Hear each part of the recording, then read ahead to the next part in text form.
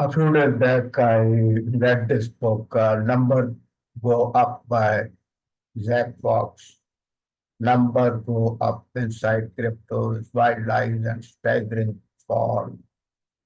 So I read that this book. I really enjoyed reading it. Good storytelling, really good storytelling. And the basic premise of this book is that, according to Zach Fox, he's a business reporter at Bloomberg. He says that cryptos are just a Ponzi scheme that is being propped up by the stablecoin Tether. By creating Tether, all these cryptos, they get new investors. All this Tether goes in these cryptos and price rises. Bitcoin got invented something like 14 years back, and till today, despite its very staggering high price rise, no practical application has been found. Even today, if you want to purchase something using Bitcoin, first you have to convert that into dollar. And if you want to invest in Bitcoin, first you have to convert your dollars into maybe Tether, and then Tether into Bitcoin.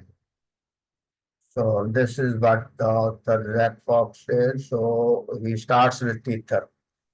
So there are more than 60, 70 billion tethers now circulating in the world, and each tether is supposed to be equal to $1. So he says for tether, so let's say there are 55 billion tethers in the world. So it should tether company should have $55 billion in its deposits, so that if people want their money back, they can get it. But he says there's no information and such a secretive and company that nothing is transparent, and they even the founders, they are very difficult to find, and other company officials. So he goes in search of this question. Asks a number of people, okay, is teacher having this much money? Is teacher stable and reliable? So it goes and first it meets the founder, PA. He was the one who conceived the idea of Tether having a stable coin, that one Tether is equal to $1. Goes and meets him at his yacht and asks him questions. Everybody says, no, Tether is very good, it's reliable, don't have to worry. But once he says that if we have the money, why don't they show the accounts? So there's no answer to that thing. But later on, Tether was bought by an Italian plastic surgeon, Giancarlo Davesini. So he goes in search of him, and every time he can't meet him, Giancarlo Davesini is a very elusive person, and nobody, he doesn't easily come in contact with any reporter. So he asks these questions to a number of people, and then he doesn't get a satisfactory answer that Tether is having this much money, that it should have to back this coins that it has created and sold to the people in the world, more than 60, 70 billion coins. So he goes there and does one. Then he comes across this Celsius company. Celsius company bankrupt. If you have been following news, it got bankrupted, I think 1, 2 years back. And Celsius used to entice the people by promising huge interest on their crypto deposits. So they have made a contract with a trader, crypto trader, and they are giving billions of dollars to trade on the crypto market. So this is how they are creating their return. There's no other method for them to create the return.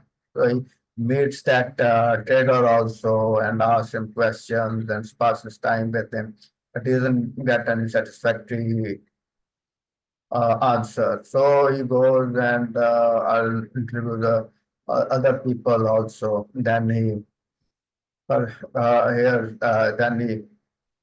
then he's told that Tether is being used a lot for money laundering by the Chinese gang, and daily they are cashing something like 200, $300 million using Tether. So he then tells about pig butchering.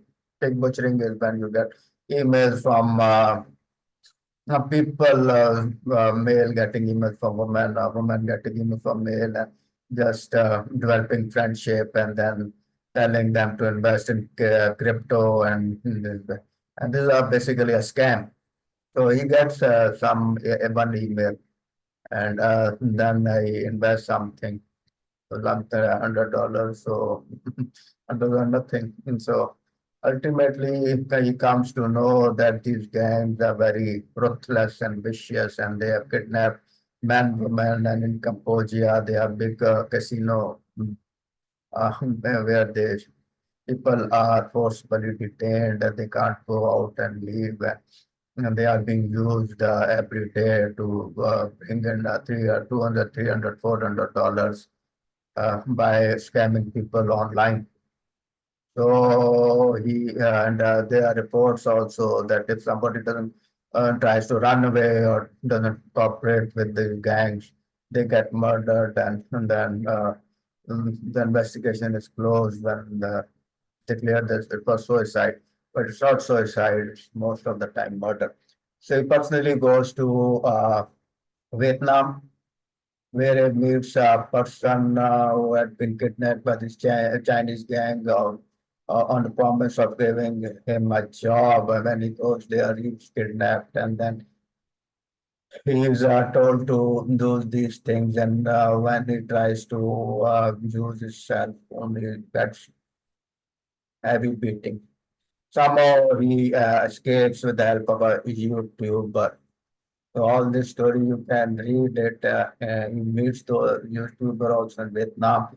Then he personally goes to Cambodia and looks at those uh, casinos where there's hostels behind those buildings and where these people are detained. And there's a lot of security and there's a lot of bar doors, and he's not allowed to enter into it. So he then sees his own eyes how crypto is being used by the gangs all over the world for money laundering. And then he buys himself an NFT, and that NFT was a ape, image of an ape drawing, and he pays $20,000 for it. And he is very nervous that price will fall. So after a few days, when he sells it, he loses $800, and he has to pay something like 2,000 to 200,000, $500 for fees, various. And first converting the money into Tether, converting Tether to something, and paying fees to the NFT exchange. So there's all this stuff you can read. And in the last chapters, he meets Sam Bankman-Fried, FTX, the famous exchange that went bankrupt last year. Now Sam Bankman-Fried has been convicted by the court. I think he's in jail. But it was before that time, he goes to him and asks him various questions. And then in the end, in that Sam Bankman-Fried, FTX and Alameda is charged, they go bankrupt, and there's so much noise. And he meets him and he explains there's $8 billion missing. Whatever, you should read this book. Very interesting book, very good storytelling. And he's right. This crypto seems to be a Ponzi scheme.